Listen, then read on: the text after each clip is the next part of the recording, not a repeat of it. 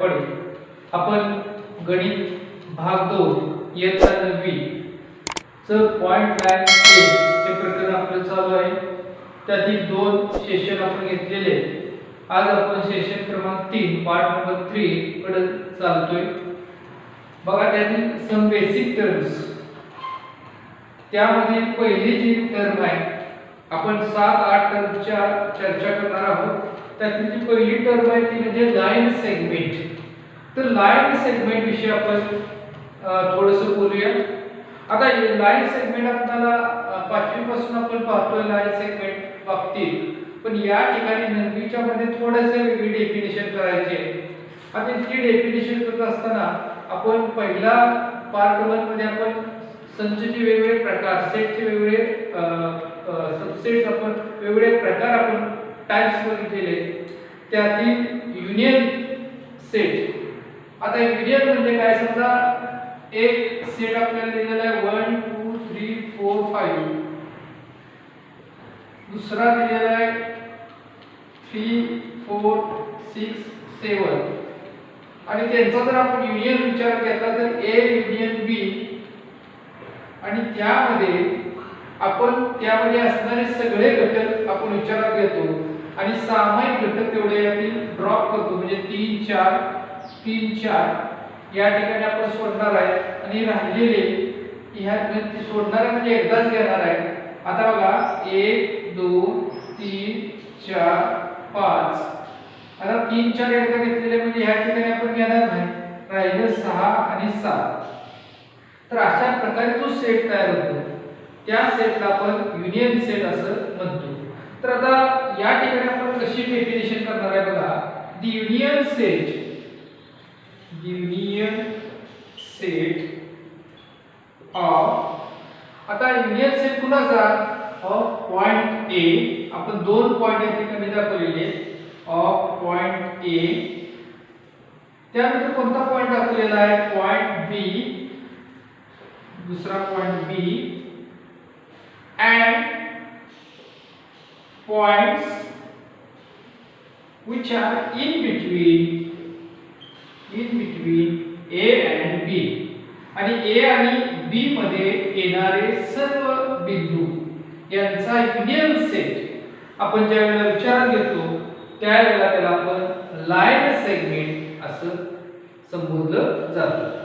आता या line segment आपण कसं लिहितो, तर लिहित असताना आपण असा म्हणतो तो शॉर्ट मध्ये सेगमेंट AB. पूर्ण असताना आपण म्हणतो सेगमेंट AB, पण लिहित असताना आपण शॉर्ट मध्ये लिहितो segment AB, segment AB, or it is also written as segment BA.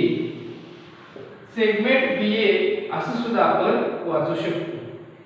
त्यानंतर या सेगमेंटच्या बाबतीमध्ये मी पॉइंट A आणि पॉइंट B हे दाखवलेले.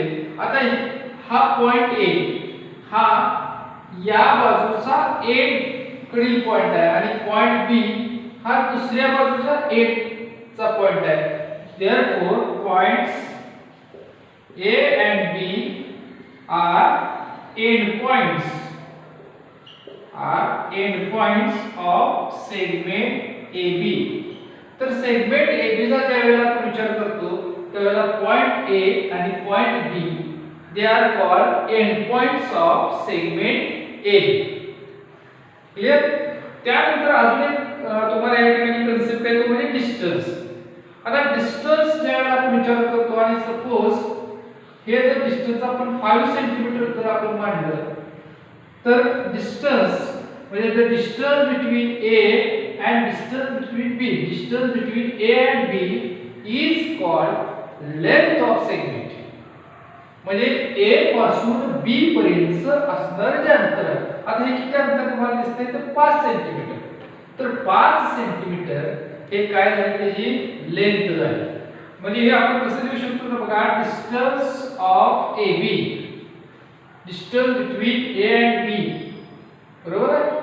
तर डिस्टन्स पुन्हा म्हटलं तर A आणि B मधलं हाऊ मच किती दिलेला आपल्याला, it is equal to length AB. आपण असे म्हणू शकतो AB ची लेंथ, आणि AB ची लेंथ किती आहे तर 5 सेंटीमीटर.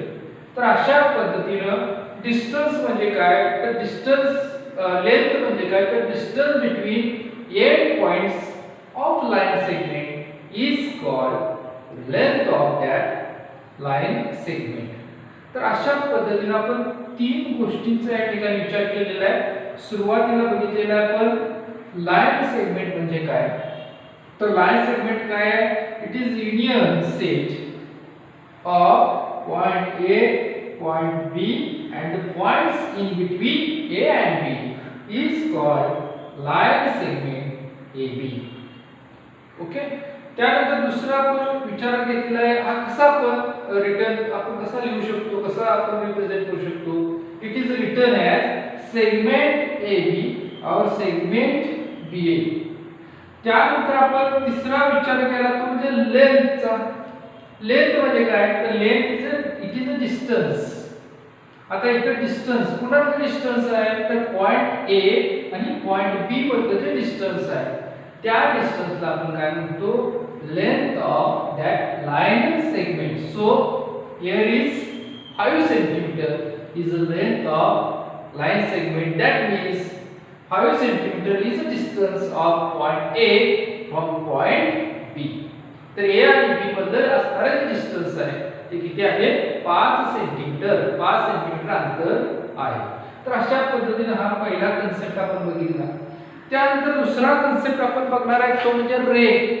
तर रेच्या बाबतीमध्ये बघा रे मध्ये आपण विचार घेत असता पुन्हा पॉइंट ए पॉइंट बी. आता इथं आपण विचार करतो बघा पॉइंट ए आणि पॉइंट बी.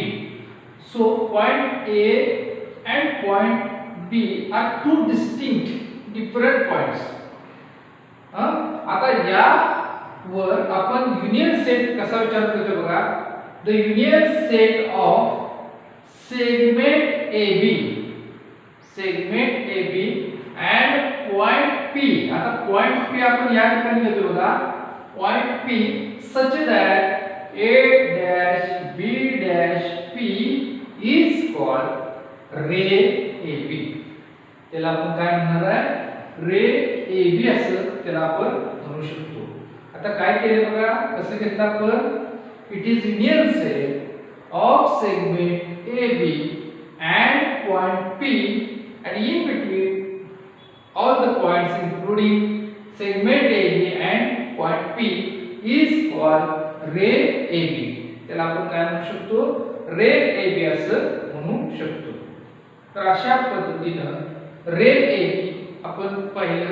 आता ह्याच्यामध्ये बघा कशी आपण डेफिनेशन केली तर बघा suppose A and B are two distinct points. The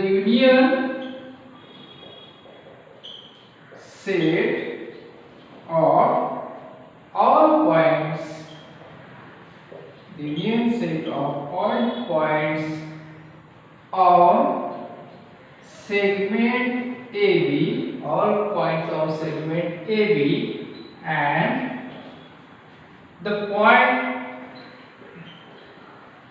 P such that A dash B dash P is called ray AB. बघा the union set of all points on segment AB and the point P such that A dash B dash P is called ray AB. बघा रे AB म्हणजे रेषाखंड AB. रेषाखंड AB च्या सर्व points आणि त्या रेषाखंडाच्या व्यतिरिक्त P बिंदू असा घेतलेला आहे की A आणि P च्या दरम्यान B आहे A dash B dash P त्या वेळेला तयार होणाऱ्या आपण किरण AB और रे AB असं त्याला म्हटलं जातं. आता याच्या दृष्टीने या रेच्या दृष्टीने हा जो पॉइंट A आहे या पॉइंट A ला एक विशिष्ट नाव आहे. तर point A is end point of ray AB. तर रे AB चा ज्यावेळेला आपण विचार करतो त्यावेळेला हा जो पॉइंट आहे या ए पॉइंटला आपण काय म्हणतो, एंड पॉइंट असं म्हटलं जातं. त्यानंतर तिसरं आपण बघणार आहे ते म्हणजे लाईन. आता लाईनच्या बाबतीमध्ये बघा, मी या ठिकाणी एक रे विचारात घेतो. बघा या ठिकाणी रे ए बी असा विचार घेतो. बघा रे ए बी. आता याची डेफिनेशन करताना आपण काय करणार आहे, रे ए बी चा अपोजिट रे जर आपण विचारात घेतला तर बघा ह्याचा अपोजिट रे या ठिकाणी थोडं वाढवलं तर अपोजिट रे कुठला येणार आहे, रे बी. आलं लक्षात. तर रे ए बी चा अपोजिट रे कुठला आला, रे बी ए. तर लाईन ए बी म्हणजे काय, it is union set. Union set कुणाचा union set, it is union set of ray A B and its opposite ray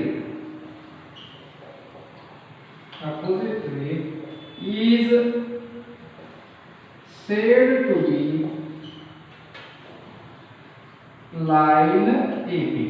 बघा line AB म्हणजे काय, line AB it is a union set of ray AB and its opposite ray is said to be line AB. म्हणजे किरण AB आणि AB चा विरुद्ध किरण म्हणजे कुठला झाला, किरण BA यांच्या संयोग संचास रेषा AB किंवा रेषा BA असं म्हटलं जातं. तर अशा पद्धतीने आपण तीन गोष्टींचा विचार केलेला आहे. आता या रेषेचा ज्यावेळेला आपण विचार करतो त्यावेळेला बघा ह्या ठिकाणी ए आणि हा बी जर आपण विचार घेतला तर ए आणि बी म्हणजे सेगमेंट ए बी. आता हा सेगमेंट ए बी म्हणजे एवढाच पोर्शन आला, एवढाच भाग आला. हा it is a subset, it is a subset of line A B. Line A B चा सेगमेंट ए बी हा काय आहे, सबसेट म्हणजे उपसंच आहे. म्हणजे रेषा ए बी चा रेषाखंड ए बी हा उपसंच आहे. समजलं पण. आणि त्यानंतर आपण चौथी टर्म विचारात घेणार आहे म्हणजे कॉन्ग्रुएंट सेगमेंट्स.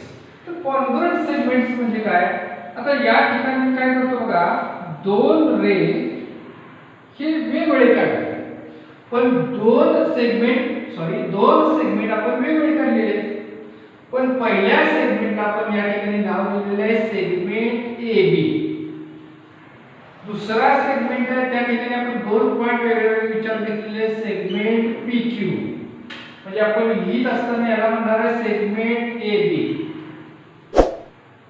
हिला ह्या ठिकाणी आपण म्हणणार आहे सेगमेंट पी क्यू. पण त्यांच्या बाबतीत काय वैशिष्ट्य आहे, ज्यावेळेला आपण लेंथ विचारात घेतो, suppose length of segment A B, segment A B ची रेषाखंड ए बी ची लांबी आपण 5 सेंटीमीटर घेतली, तेवढ्याच मापाचा सेगमेंट पी क्यू जर विचारात घेतला, दोन्हीची लांबी समान आहे, याचा अर्थ ए आणि बी मधलं जेवढं अंतर आहे तेवढंच पी आणि क्यू मधलं अंतर आहे. अशा वेळेला आपण काय म्हणू शकतो, तर segment A B is congruent to segment P Q.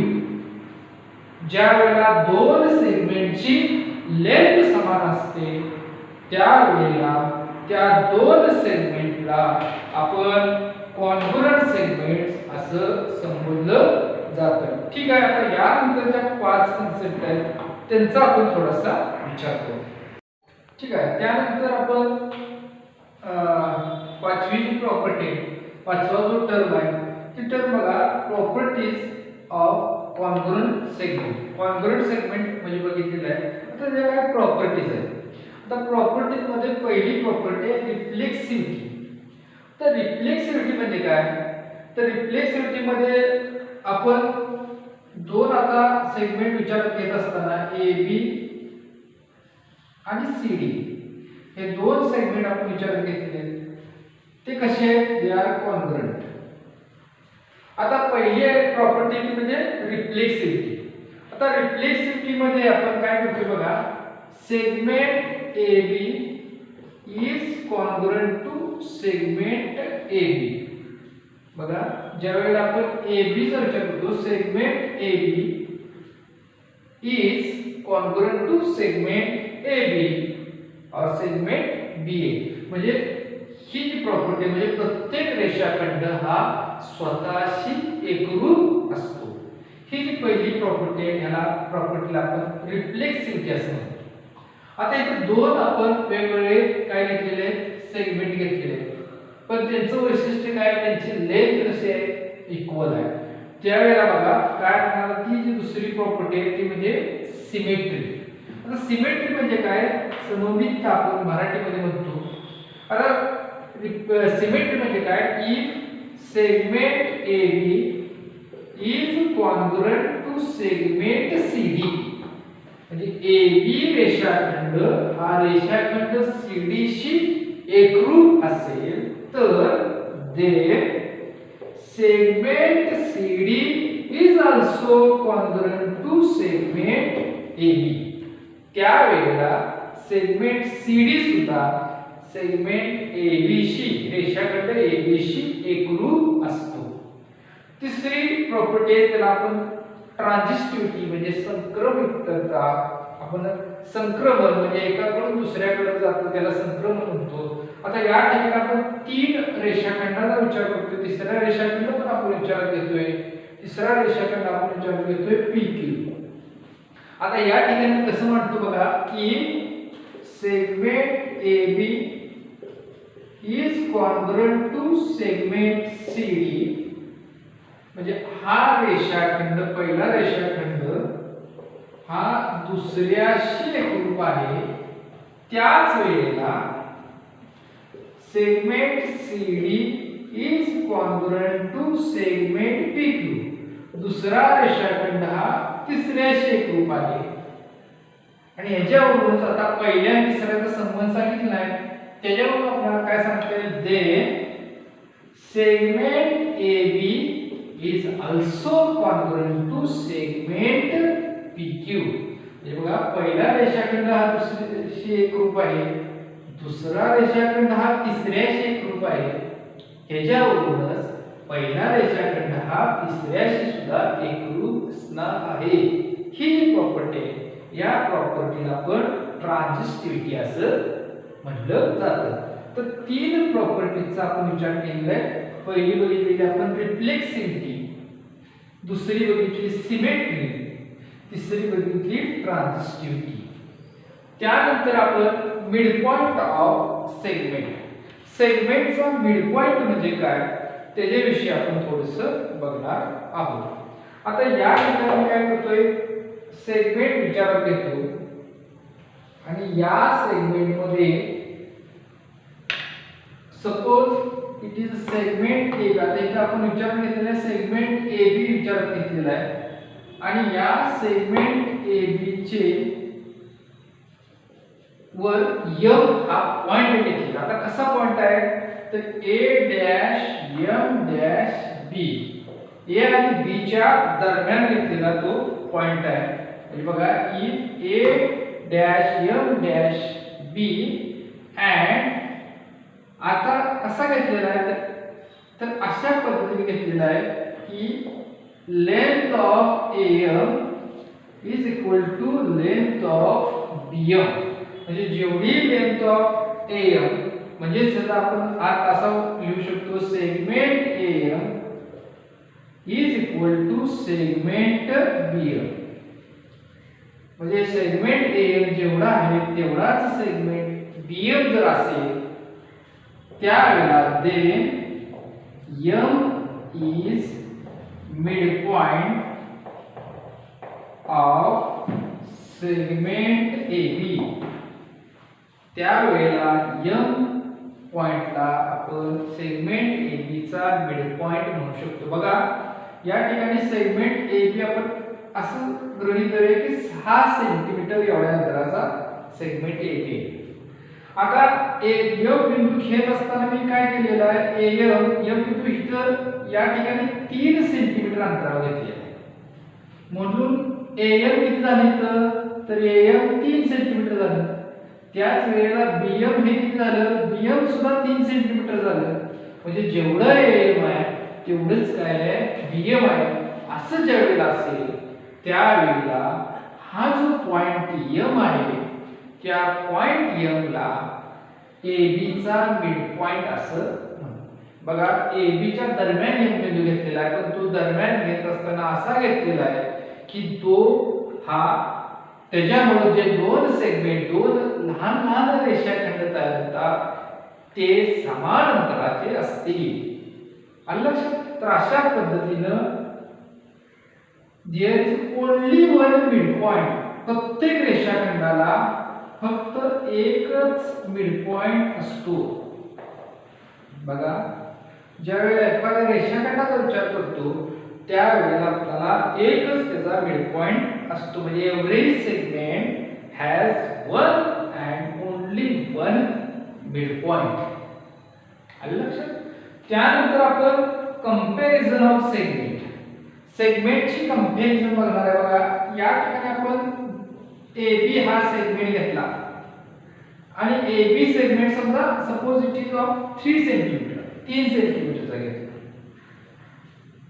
PQ हा दुसरा सेगमेंट घेतला, तो घेत असताना मात्र 5 सेंटीमीटरचा घेतला. आता तुमच्या लक्षात त्यांची आपण कंपॅरिझन करतो, तुलना करतोय. तुलना करत असताना आपल्याला असं दिसतंय की AB ची जी लेंथ आहे ती PQ पेक्षा लहान आहे. So AB is less than PQ. म्हणजे ज्यावेळेला आपण लेंथची तुलना करतो त्यावेळेला त्याला आपण कंपॅरिझन असं म्हणतो. तर कंपॅरिझन म्हणजे काय करतो आपण, थोडक्यात जे सेगमेंट आहे त्या सेगमेंटच्या लेंथची तुलना करतो. So comparison of segment is depends upon length of segment. तर त्या सेगमेंटची लांबी किती आहे त्या लांबीवर ती अवलंबून असते. सपोज आता काय वेळेला हे 3 सेंटीमीटर घेतला, दुसराही आपण PQ जर 3 सेंटीमीटर घेतला तर त्या ठिकाणी काय येणार आहे, AB is equal to PQ. कारण ह्या दोघांची लेंथ कशी आहे, समान आहे. तर अशा पद्धतीने आपण त्याचं काय करू शकतो, कंपॅरिझन करू शकतो. त्यानंतर पुढचा कन्सेप्ट आहे तो म्हणजे परपेंडिक्युलरिटी. आता परपेंडिक्युलरिटी ऑफ सेगमेंट मध्ये आपण इथं काय करतोय, इथं विचारात घेत असताना सेगमेंटचा विचार करतोय आपण. इथं सेगमेंट AB आणि या ठिकाणी आपण दुसरा विचारात घेतोय सेगमेंट हा CD.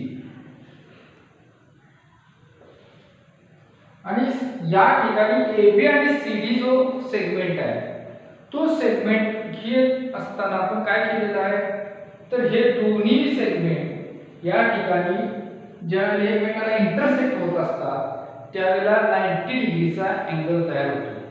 त्यावेळेला आपण काय म्हणू शकतो, तर segment AB is perpendicular to segment CD. तर अशा वेळेला दोन सेगमेंट हे एकमेकाला कसे असतील, परपेंडिक्युलर असतील. म्हणजे एकमेकाला लंब असतील. म्हणजे दोन सेगमेंट एकमेकाला ज्यावेळेला छेदतात, कसे छेदतात, काटकोनात छेदतात, त्यावेळेला त्या दोन्ही जे सेगमेंट आहे, दोन्ही रेषाखंड हे परस्परांना लंबरूप असतात. म्हणजे त्या ठिकाणी 90 अंशाचा कोन तयार होतो. आणि त्यानंतर शेवटची आपण कन्सेप्ट बघणार आहोत म्हणजे distance of point from A line. आता या ठिकाणी मी एक लाईन विचारत येतो.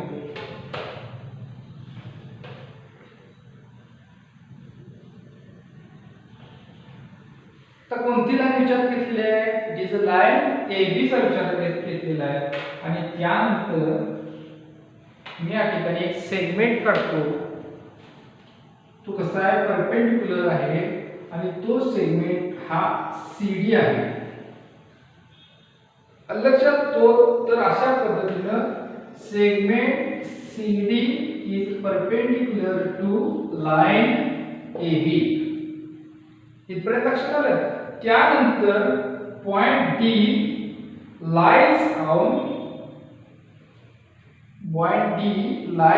Line A B. तर पॉइंट डी कुठे घेतलेला आपण, तर लाइन ए बी वर विचारात घेतलेला आहे. Then the length of segment C D. आता सेगमेंट सीडी ची जी लेंथ आहे त्या लेंथला आपण distance of point from a line. समजा या लेंथ सीडी जर समजा या ठिकाणी 4 सेंटीमीटर असेल तर हा जो पॉइंट सी आहे हा पॉइंट सी च या लाइन पासून असणारे जे अंतर आहे ते अंतर किती असणार आहे, 4 सेंटीमीटर असणार आहे. तर अशा पद्धतीने distance of point from A line. तर या ठिकाणी आपण ज्या 9 वेगवेगळ्या टर्म्स होत्या किंवा वेगवेगळ्या तुम्हाला ज्या पुढे आपल्या अभ्यासासाठी सराव संचासाठी जे लागणाऱ्या गोष्टी होत्या त्या आपण पाहिलेल्या आहेत. यावर आधारित जी उदाहरण आहे त्या उदाहरणाचा आपण पुढील सेशन मध्ये विचार करू. तोपर्यंत आपण या सर्व ज्या आपण आज टर्म सेशन क्रमांक 3 मध्ये पाहिलेले आहे त्याचा व्यवस्थित अभ्यास करा आणि घरातच राहा, सुरक्षित राहा. थँक्यू.